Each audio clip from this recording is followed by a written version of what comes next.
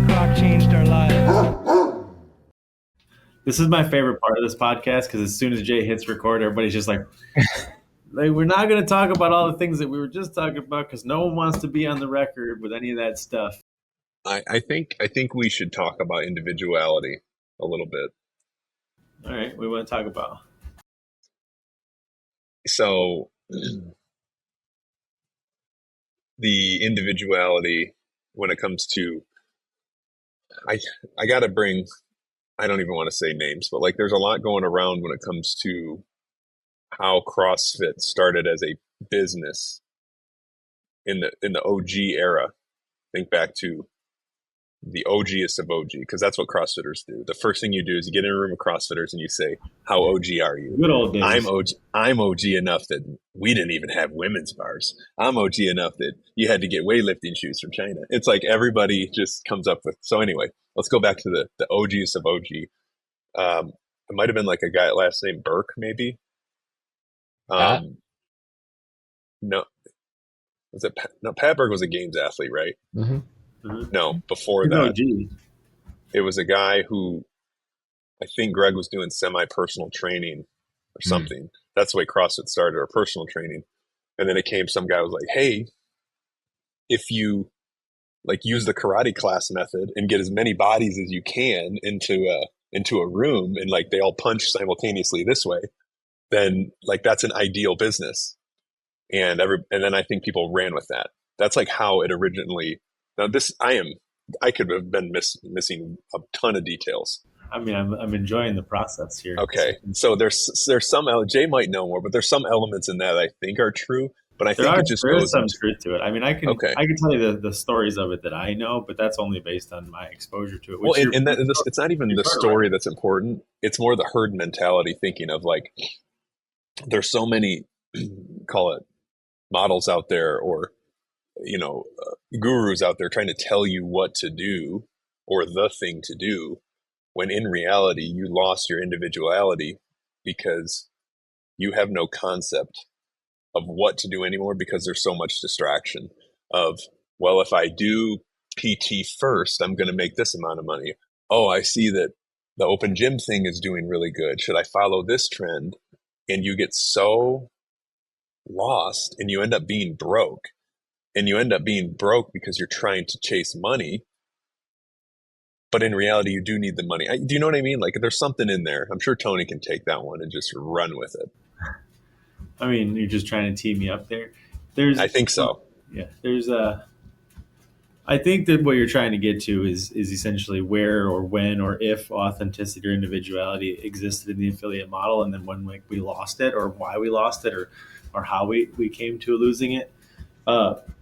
Because going back to the origin story, there is some truth to it, but I think the thing, if you're going to go back to Research Drive and look at it in terms of like how things came out of that location and proliferated into the world, those early days, we'll call them the first 50 or even 500 affiliates, no one had any fucking idea what CrossFit was, and that was the magic of the whole thing, because that meant that it could be anything, right? And I obviously talk a lot about should versus could. That becomes a big part of the conversation in many instances, not just in affiliates. But back then, there was no should.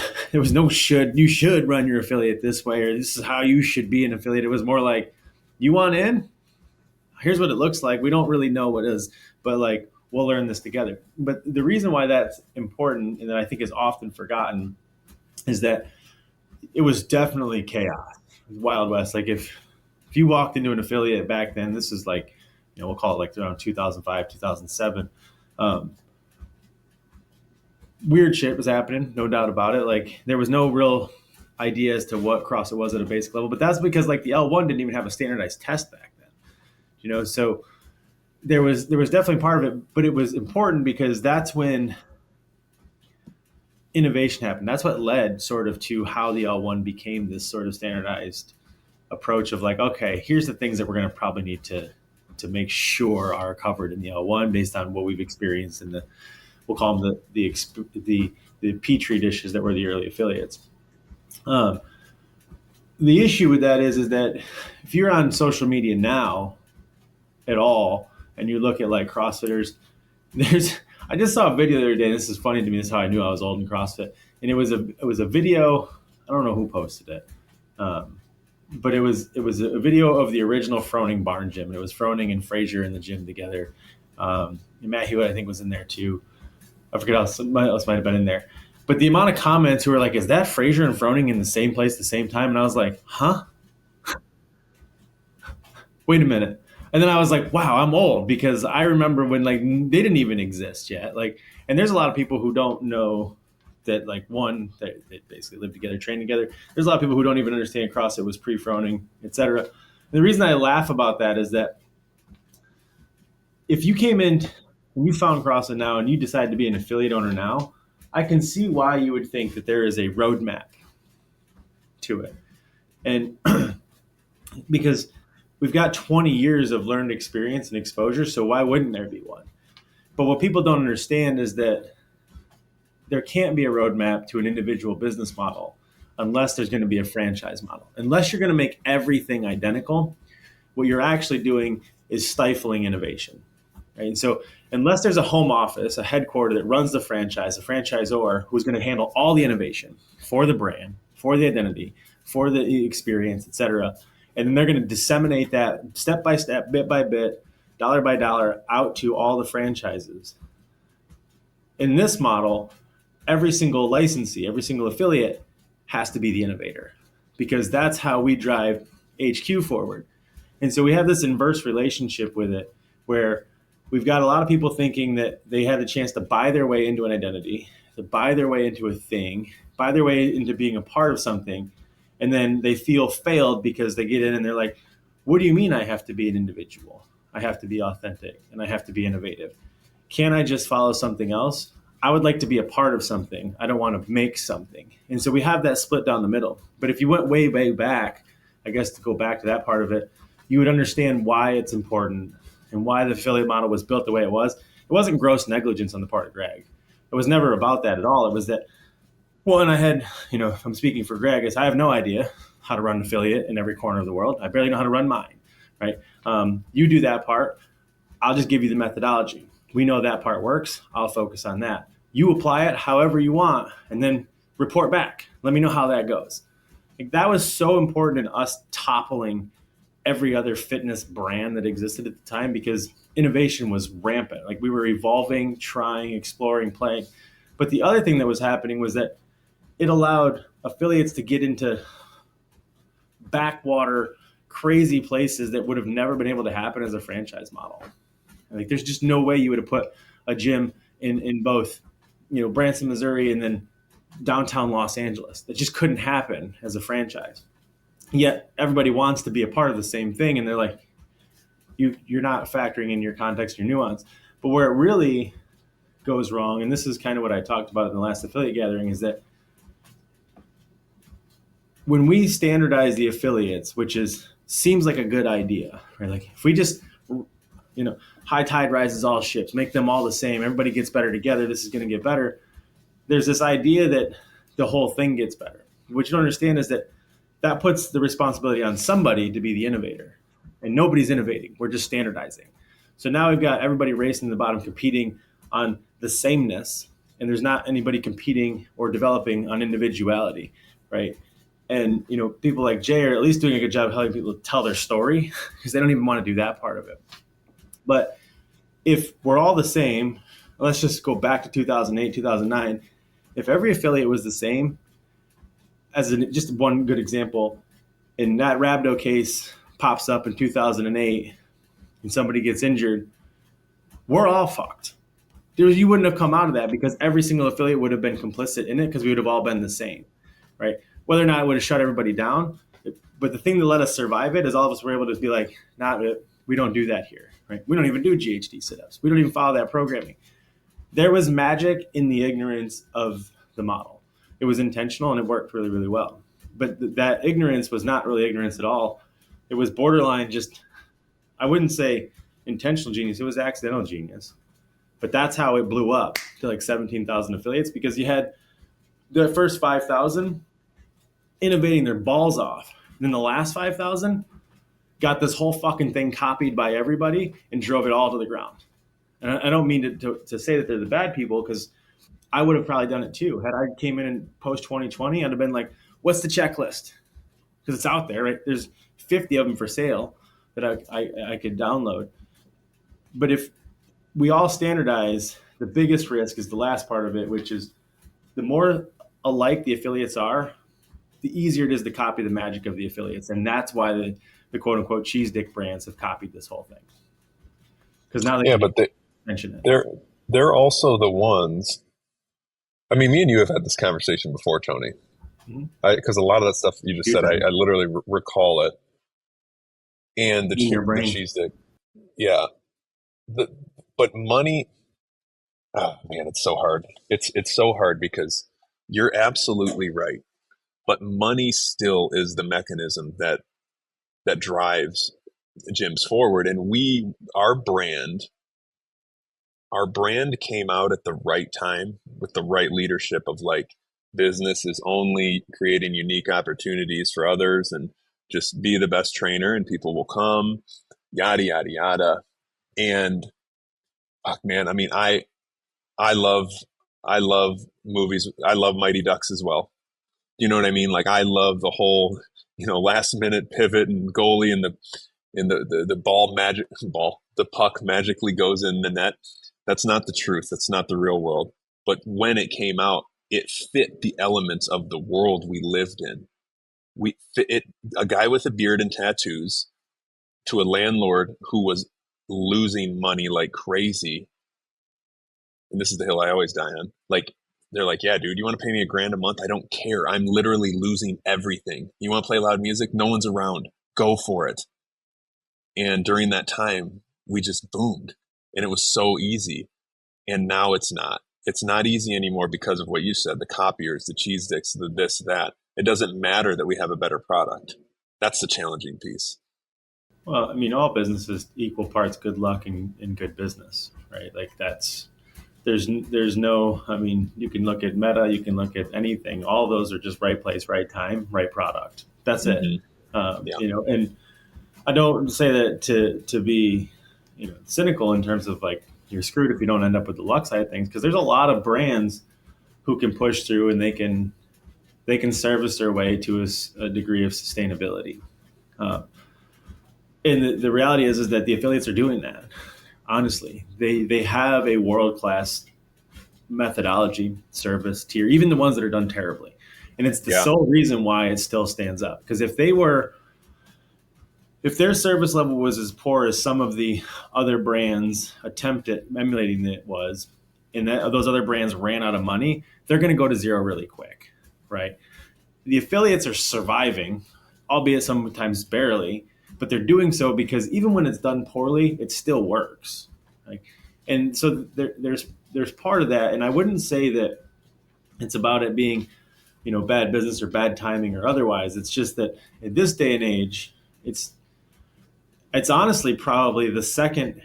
I would say now is probably a better time to own an affiliate than even it was back then in the first crisis. And the reason for that is that old stray. Yeah, I want to hear this reason. Well, the reason for it is simple. Back then there was effectively $200 to $400 billion total capital inside the fitness space. Today, there's over an estimated $7 trillion by the end of next year, and that's all because of Health 3.0. That's all because of third spaces. That's all because everybody got locked down and got real aware of their lack of health. And everybody's like, you know what? I don't want to do that again. I'd like to go someplace with people who do things like this so that I can find people like me.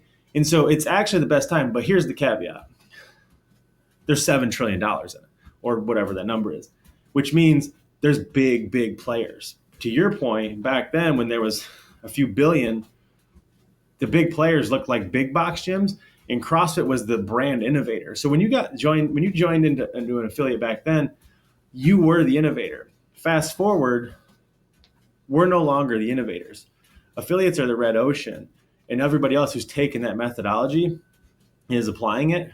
And you can call them the cheese dick brands. They're the ones innovating. They're not innovating the methodology or the fitness or the exercise. They're innovating the business model. They're getting people in. They're engaging them. They're making them excited.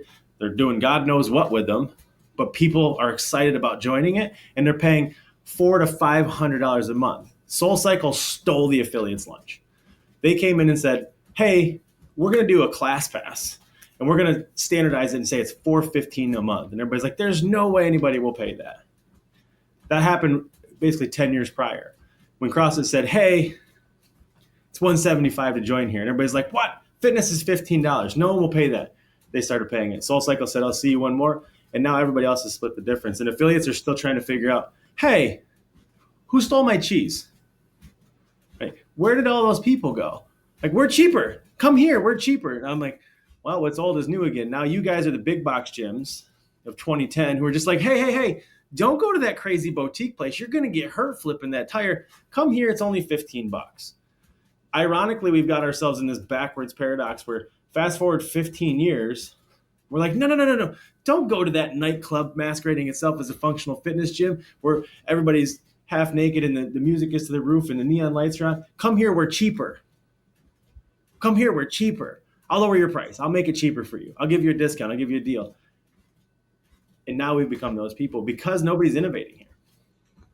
Mainly because everybody has preyed on them circa like 2017 and said, hey, this is what it looks like to be successful.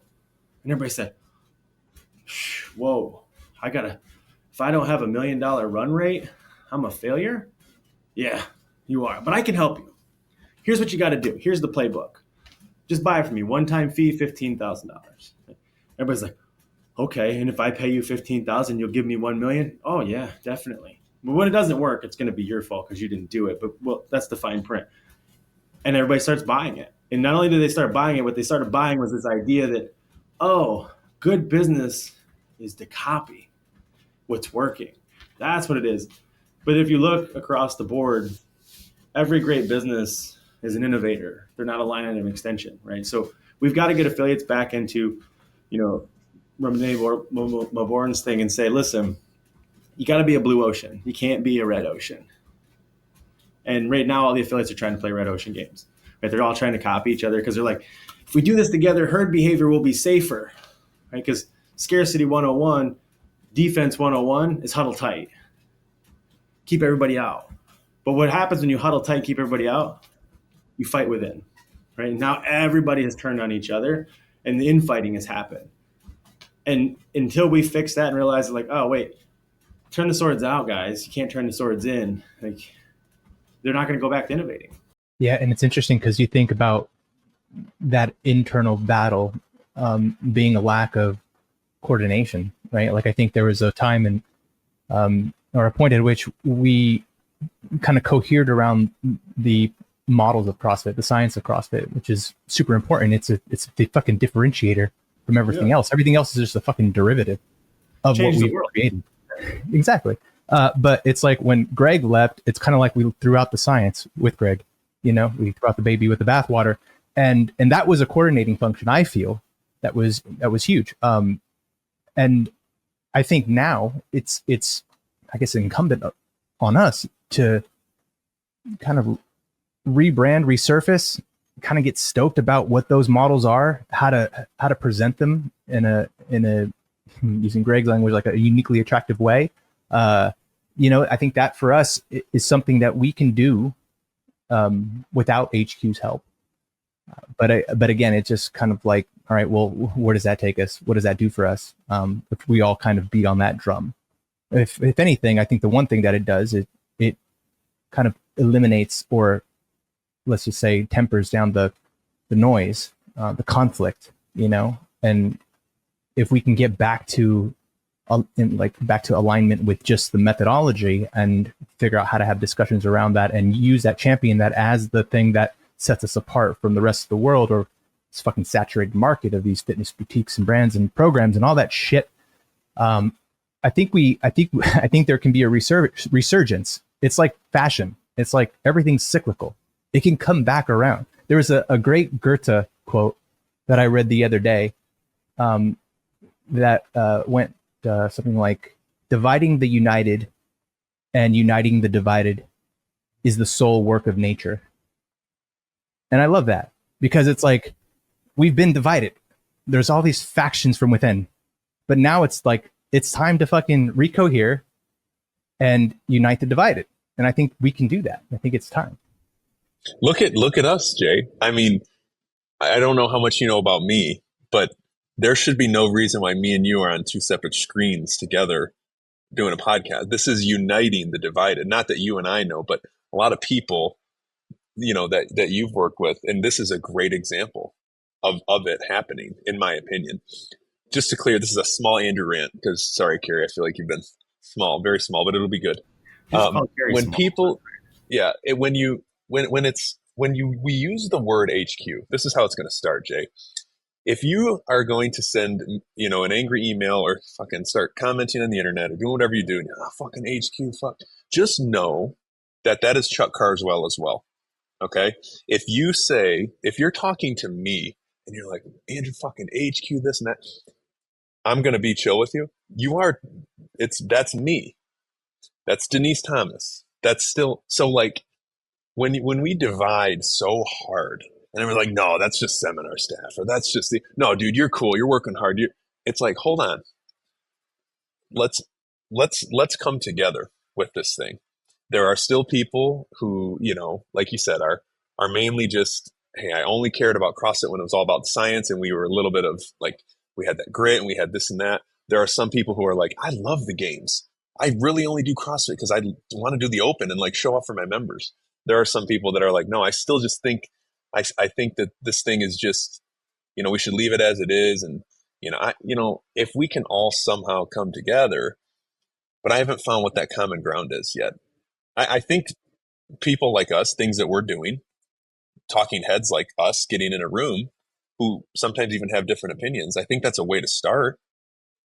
Same thing when I talk to Hiller for an hour. Like, dude, I would consider him, I mean, we don't talk all the time, but like, I wouldn't consider him an enemy whatsoever. If I text him, he's going to text me right back because we had a conversation. But I had to start first with a little bit of friction, right? Or a little bit of like something like that. And I just think it's okay to get those things out so they're not so secretive or anything like that. And I think that's maybe where CrossFit has recently not done the best job, but can you blame them either? Because you know what you're going to get. You throw out one thing, you're going to get this back. You throw out this thing, so I don't know.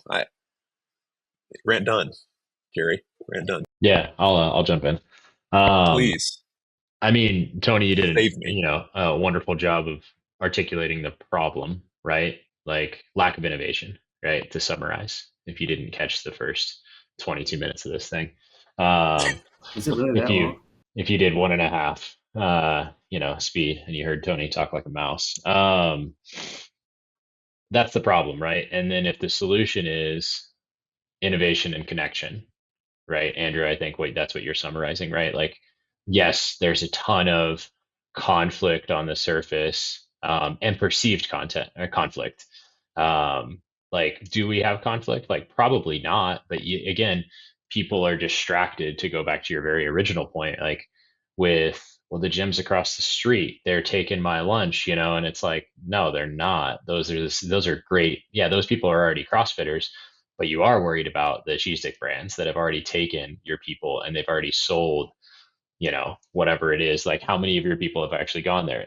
All of those, again, just distractions. How many people in the world need fitness? How does your small town community still thrive?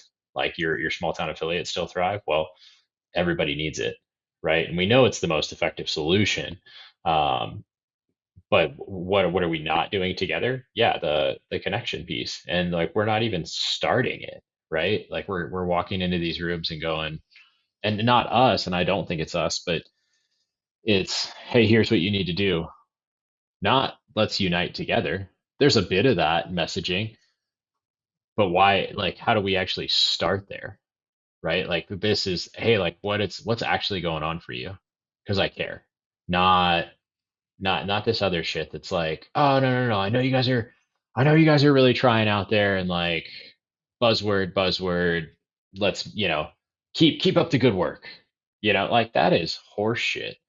We need to get back to people feeling like they actually matter, and that their opinions are valid, and like, and their opinions are valid in whatever context. And the reality is, most people are very distracted.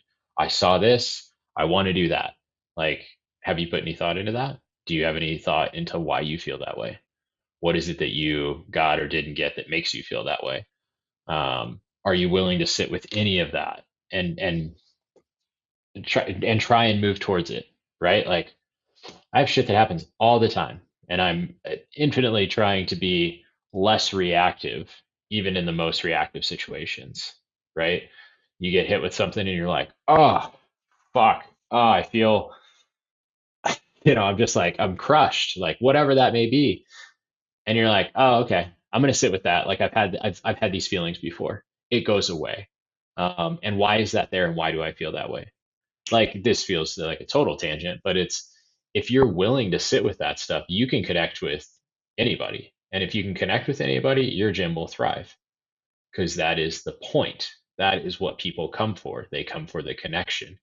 You could argue all you want about fitness, but everybody out there is doing fitness. There's that, to the point of $7 trillion in the space, there's enough people there doing whatever the fuck they want. So like they have options. Why are they going to come to you? Why do you go to any business that you like better than another? Because you have a personal connection.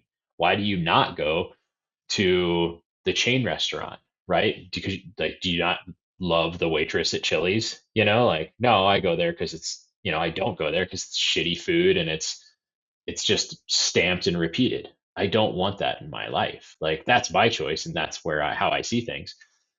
Some people certainly feel differently, and they want to go, get their chain restaurant. But like, I want to go to the mom and pop shop that has put a unique spin on it, and that somebody walks out and talks to me, and they've made a connection with me, and they care, or they remember my name. Like those little things are what matter. That's the extension of, it's kind of the red ocean thing, right? Those factory restaurants we're referring to, the Chili's versus the mom and pops. The Chili's are line item extensions. They're carbon copies of each other. And for that reason, you rarely ever connected to them, but they're commoditized. You know what to expect. I know my Chili's burger is going to be the same Chili's burger. And some days that's just what you want. And I'm not faulting anybody for that. But when you want a new experience, or you want something unique or something memorable, you're going to go try that new taco cart, right? You're like, might get food poisoning, might roll the roulette here and figure it out. But there's magic in it. And so kind of back to like what Jay is saying and really what you're saying, Carrie, and the way forward, like the call to arms, if you will, for every affiliate owner at this point is to step into that individuality. It's the way forward is a bit weird because it's the call to arms is to step into your individuality, because if we can figure out who we are individually, we can then come together. But if we think that the way forward is to be all the same, there is no individuals and there is no way forward, right? And so to your point, Carrie, about connectivity, it's the same thing. The more you can connect with yourself, the better you can connect with other people. But there's a lot of people running around who have no idea who they are, hoping to just connect at a surface level and a face level or an identity level, being like, oh yeah, we go to the same restaurant or the same church or the same country club or the same, whatever. Like we're the same person. You're like, who are you? And they're like, oh yeah, we go to the same church. I'm like, that, you didn't tell me anything, right? Because I said this in the last gathering, but the two most important hallmarks of a healthy community are essentially hopeful optimism and a sense of something greater than the self. That might get lost, I think, in terms of like, oh yeah, I'm optimistic about the future of CrossFit. It's not really that. The sense of something larger than self requires a bit of an irony in there, and that is that you have to know what the self is in order to understand the role you play in it, or if something is larger than you. If you just think that like you get to be a part of something, but you have no idea the role you play in it, that makes you inventory. That doesn't make you a leader. That doesn't make you a change maker. That doesn't make you an innovator. It doesn't make you any of the things that we all want to seek to be on a grander scale. Because in order to have a healthy community, in order to be hopefully optimistic, there has to be essentially two things: a high amount of agency and a high amount of gratitude. And where I think this is important, and that's not a me thing, that's but the point of that is that I think affiliates used to be like just these great halls of both of those things. I think, and I've talked about this with a lot of people, everybody I know will tell you CrossFit changed their life, right? I don't actually know one person who won't say that, right? And look at us all, like 20 years later, I've not done anything for 20 years, let alone exercise the same, right? But randomly, of course. it's changed our life. But the reason it changed our life is because it was the first thing that many of us experienced that gave us agency, right? And so the thing that CrossFit afforded us was the ability to make changes in our own benefit, and our own behalf, and our own decisions for our own betterment that we were in charge of. And it showed us how that could play out. And that's what got people happy. That's what got people to be a part of something. So they had this agency. And then there was the gratitude. We've now moved forward, though. We've gone through phases of it, I think, where the agency dips and dives and gets lost a little bit in terms of like, just follow the program, just stick to it, just do the thing. And this definitely happens as it applies to owning the affiliate. Affiliate owners are terrified of taking agency. They want the stability of normalcy and sameness. And so they try to kind of copy across the board, being like, just make this easier for me. The problem with that is that you end up creating an environment where that doesn't really trickle down, right? And so you end up almost infringing on this place of hopeful optimism in this sense of something larger than self. Because if you don't create those two things, you're not really giving anybody something to connect to, like Carrie's point. You've got to have, there has to be something that they personally connect to. In order to do that, there has to be connection. There has to be individual. And I also think what's getting lost is people who are monetarily successful in their affiliate, they're not sharing all of their story. One thing that if anybody listening, I love how we talk to people like they actually listen. One day they will. You know what I mean? Call in. Somebody call in. Oh wait, we're not live. It's like the Dave Ramsey show, right? And is in the financial independence retire early community, the FIRE. I love those guys. For some reason, they chill me out. Something about how chill they are. And I've learned a lot through them, but constantly they bring on the author of Die With Zero, Die With Zero, Die With Zero. And they literally have to untrain their brain to recognize how to spend money. And that is not a thing of arrogance or flattery or anything like that. So what I wish, maybe this is my responsibility to get more affiliate owners who, CrossFit Grandview, shout out. He said a great quote. First of all, if you don't know anything about CrossFit Grandview, guy's a beast. And when it comes to how long he's been in the game, he owns his building. Go check out CrossFit Grandview. I had a conversation with him because he let the owners come in and do a workout when we had our giant summit. And he said, dude, I went to an affiliate on vacation. They had like 120 members. He's like, it was just fucking awesome. He's like, some days I wish I had that. And people are going to look at him, and he has 25 full-time employees, I think he said. Full-time. He has unbelievable amounts of stress coming. Yes. I mean, he makes money. No shout, no shame in that, nothing. But like, you have to count your blessings. And if it's just, all right, money's going to solve all my things, well, put it in. Let's just say you held, buy Ethereum right now. You know what I mean? Not financial advice. And then in like 6 months, it goes to 10, 11K. It's been sleeping for years. And let's just say you HELOC your house, put your net worth in there, and you just fucking crush it. Money's done. Are you really, are all of your problems solved?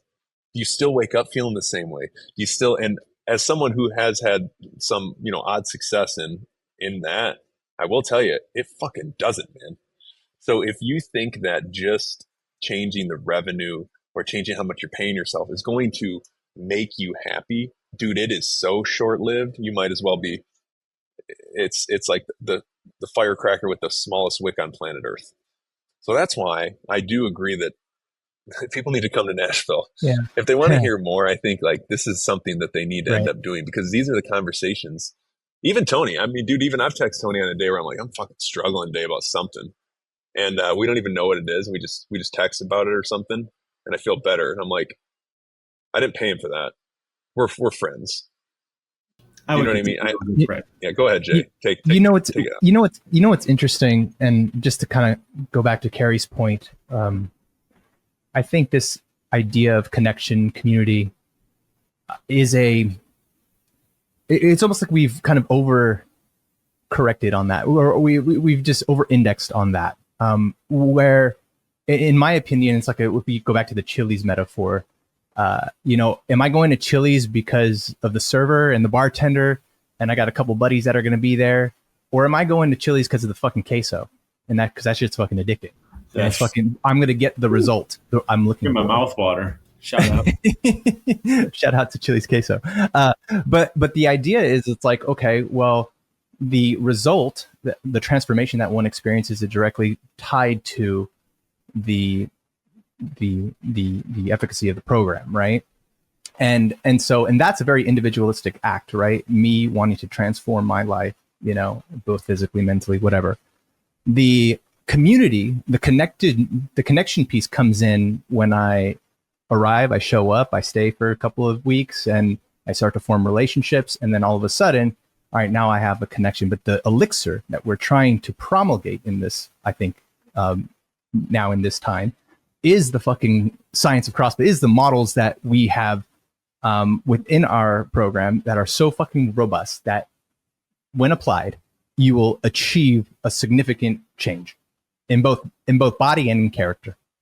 And so I just feel like we can play with those two, the connection, community, collective piece. That's how I see it. And then the individual transformation, result, outcome piece.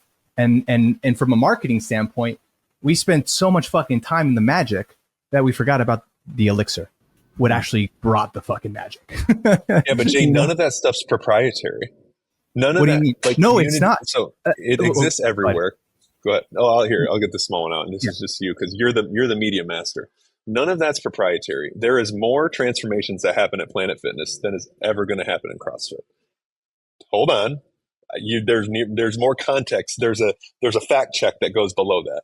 We're defining a transformation as maybe weight loss only, and think of how many people go to a Planet Fitness and how much weight they lost versus on average, maybe 60 members that are inside of 4,000 affiliates or yada, yada. So that's that. And that hurts our feelings because we're like, the fuck are you talking about? Like, we got how hip below knee, overhead, compound movement? Hold on. Like, that's just all it is. And then same thing with community. Well, communities exist in every cheese dick or anything that Tony says. Why is ours the best? And here's, if I was in charge of media, which I would suck at, I'd hopefully have a guy like you, but why is our community the best?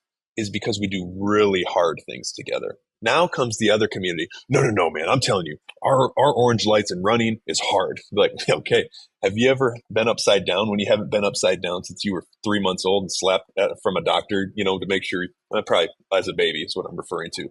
Like, we do really hard things together, and that connection makes a strong camaraderie, right? So I wish there was more on that piece. But that comes from the science, right? That comes from Newtonian kinematics of carrying large loads, long distances, and quickly, right? That's all exactly that, right. So yes. Why haven't we, as a movement, or as CrossFitters, promulgated these notions? I guess a little bit more. We're on the same page with that. Yeah, I want to push back because I don't know that our community is the best. Pause. Why is it? And because who cares? Like, why compare? Like, I don't compare. Like, I think it's just that we have community, right? You don't think it's the best though, Carrie? Like, you don't think that if you had to weigh your option between two medical practitioners and one was really good with a PhD from fucking Stanford, the other one was like got his PhD from fucking, let's say, like a local university, but he's a CrossFitter, which one are you going to trust? That's a completely different question. Well, no, not necessarily, because you're talking about like how our community differentiates from others and why is ours better.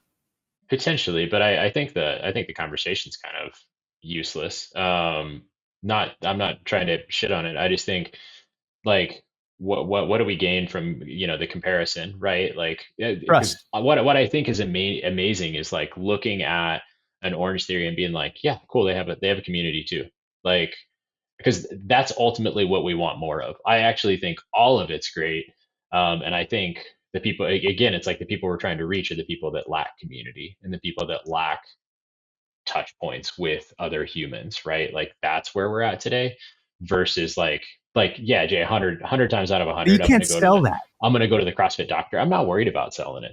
I'm thinking about, because even as you talk about because you're all talking about the larger community, you're not talking about an affiliates community, right? And so yes, there is the big community and you can try and sell that. And yet what we're really talking about is that there are individualistic pieces of that, and that each one is different, right? Because Jay's gym only plays, you know, classical music, 90s hip hop. and yeah, I mean, no, I've had an office next to Jay for a while. It's plays flamenco guitar, and yeah, like, but whatever, it's whatever nuanced thing you like and that you celebrate, and that becomes your community, and it's the culture you create in your affiliate.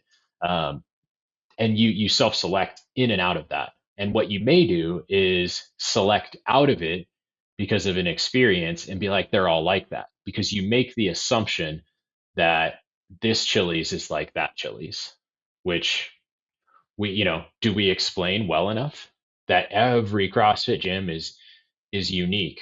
Try them all, right? Like, that's the situation. And like, I know we do that now, where we say like, hey, you just moved to, Houston. Well, great. There's 50 affiliates there. Go check them out. And you know what? Don't be at all discouraged if you don't like the first one and you don't vibe with the people.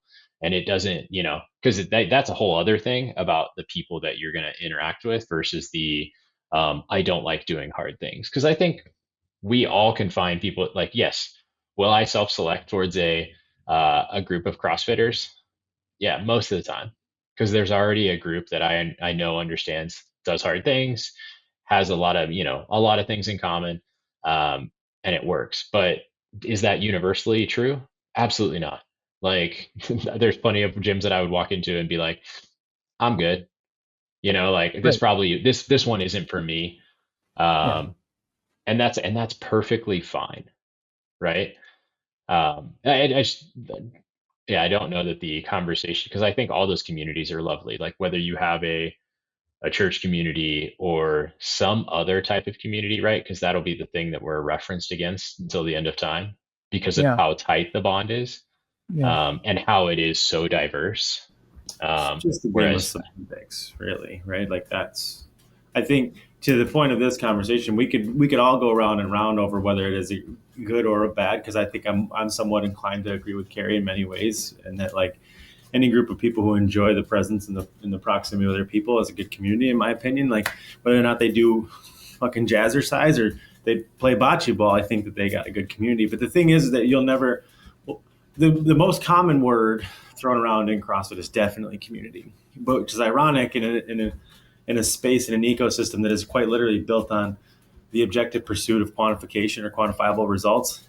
We throw around this one word that no one's quantified. So until someone defines for me what it means to be a good community, we got to just stop saying the best thing about my affiliates. It's saturated. That's a good point. But the community is so saturated. It's like everyone is promoting community. Yeah, but so is fitness, right? Like, that's but not necessarily though, because like their program is not as good as ours. well, and right. But they why. don't know that, right? But that's the point. So once we give them the science and we say, hey, we're going to test the efficacy of your program based on this definition and this calculation, then they're like, oh, well, let me put it that way. I'm not that fit after all, but I liked what I was doing. Sorry. In the same thing, I think that if we define community, and if CrossFit did, especially if we defined it in terms of like hopeful optimism in the sense of something larger than self, and then we ranked according to that degree, you would find there's a lot of very healthy communities inside the CrossFit space, inside the affiliates, where they're full of people. Because at the core of this whole thing, I don't think that it's about, I think it's distractingly seems like the reason that we all love CrossFit is because we all go someplace and do hard things together.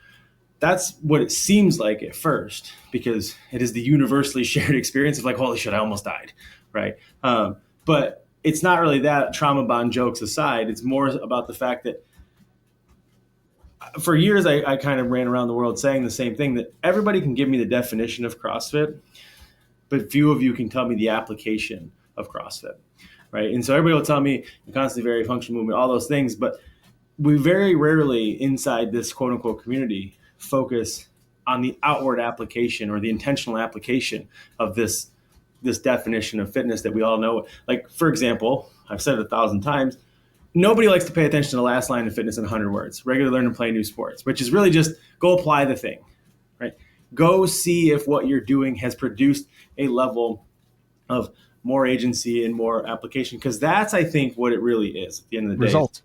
Yeah, it gives people their life back. The reason we're all still here is because of agency. And that's just your ability to pursue your potential with the resources and the power that you need to make decisions in your benefit.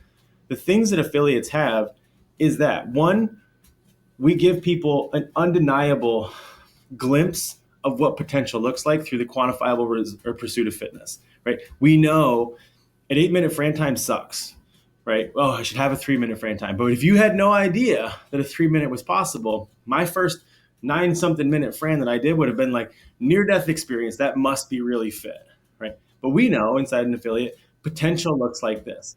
And I believe in you because you're human.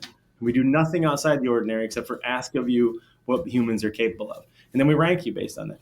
But that gives people the ability to make informed decisions, to make intentional choices, to continue to be consistent and show up. And that's what it is. And yeah, there's hard things in there. And we've definitely embraced discomfort, but we've learned intentionally or accidentally through the use of discomfort, it produces, to your point, Jay, a result. My potential is realized if I just do the hard thing. If we don't measure for fitness, which is what people forget about all the time, now that we have all these digital whiteboards, like I think the old days of handwriting it and having the whiteboard was so much more tactile and so much more visceral. I think we were way more tied into the result. Now everybody puts it into a digital scoreboard and it's like out of sight, out of mind. Like they don't even go back to it. I think if people get back to, the measurable pursuit of fitness, they would realize these people are all just here because they all learned that they're capable of way more than they ever thought they were possible of, regardless of how they came in the door.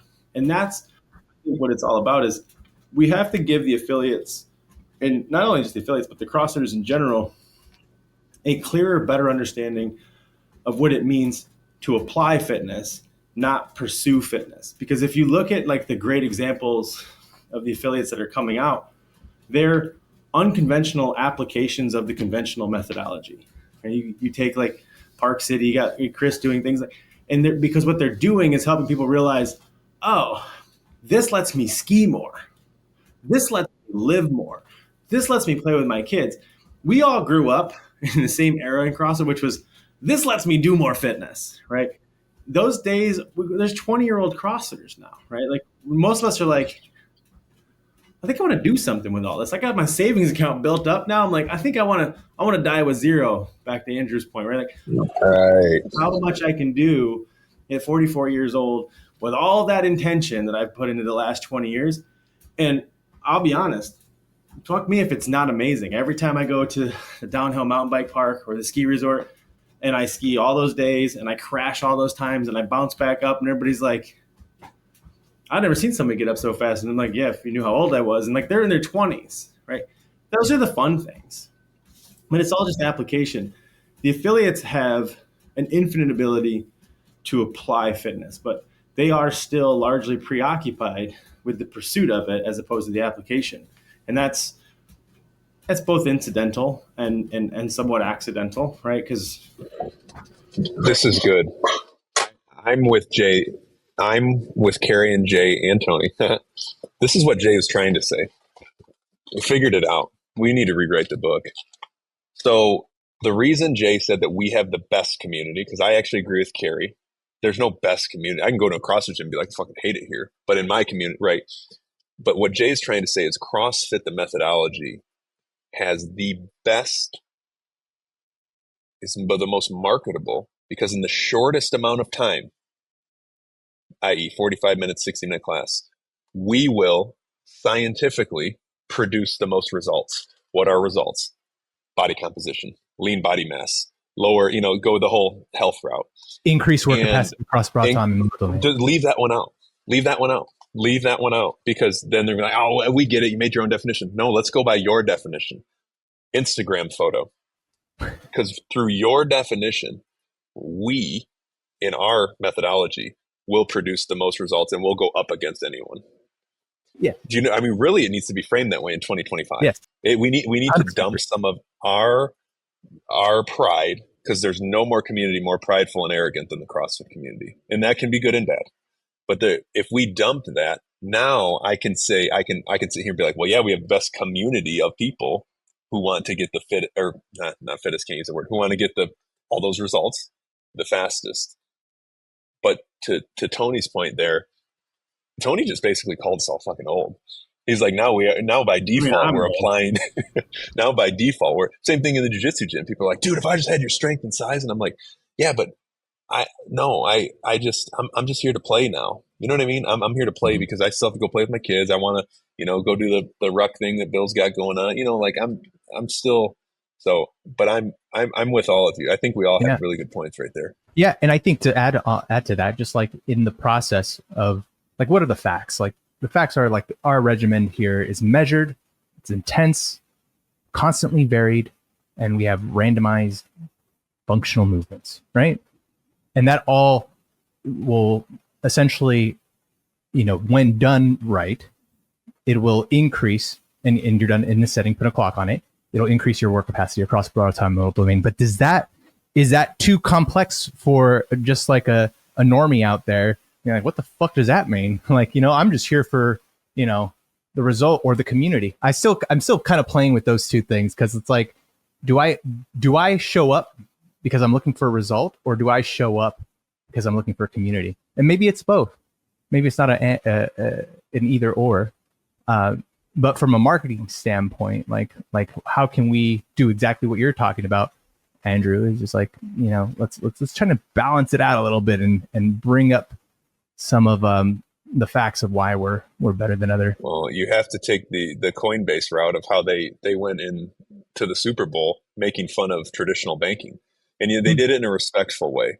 They did it in, hey, you were born, they took a baby, and the baby was given a social security number. And like, they did all of these things to understand like money is changing the way we do. And that's the same thing with fitness. CrossFit has revolutionized fitness. And it did produce all these other things, but there still is nothing that's going to get you to lose weight fat in the least amount of time. If you follow our diet prescription and come in 3 to 5 times a week, it's going to make you look better. Because, hey, do you need to do cardio? Yes. Do you need to do strength training? Yes. Do you need to do flexibility, so you can actually be functional? All those things. And we are the ones that do that. I don't see others doing that, or at least they can measure it, because we can also measure it. So we actually get fancy with science after, whereas we were prior getting fancy with science first. And there came our grit, and there came our like, don't fuck with me, man. Dude, No, that came our grit because we put science first. Now we can inverse that and be kind first and be soft first, because if you want to invite us in with the science, we're just going to crush you like a little bug. That's just a dumb thing to do to CrossFit people. Measurable, observable, repeatable results. We got that. That's easy.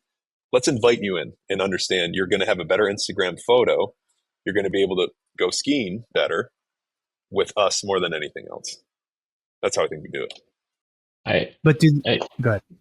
I mean, I hear that part of it, and that's fine. And I'm not retracting it, but what came to me is why this community's amazing. And it's the thing that kind of doesn't matter, and that it's just like a representation and, fun, cool thing is the CrossFit Games, right?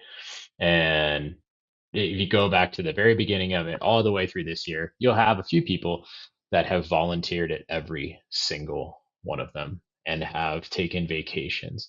That level of service, and they all feel indebted to the thing that changed their life, right?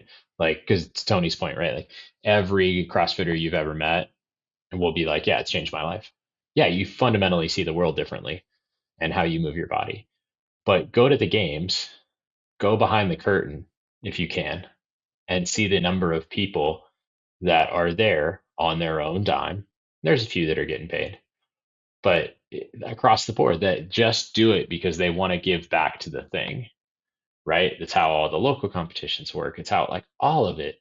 And that I don't know is replicated anywhere else. So I think that might be the most like, to me, stunning piece of our community that I don't know exists elsewhere. Like I know people volunteer to go like set up a triathlon and make it happen, and like, but I don't know that they show up in the numbers and with the like work ethic and or The cult vibrance. vibe. Yeah, I get it. I get what you're saying.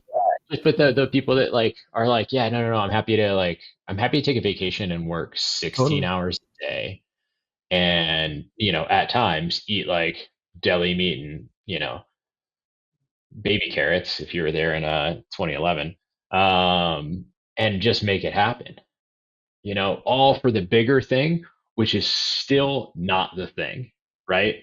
The CrossFit Games are just this spectacle that we hope is a promotion and a celebration of what we all get to do every day.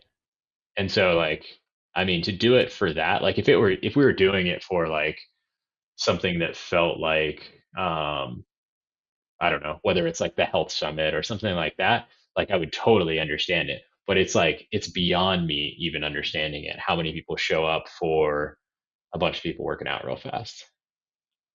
And I will totally realize that like I competed in that and like loved it for a very long time, but also like who cares? And they all show up and do that. That's what makes our community amazing. So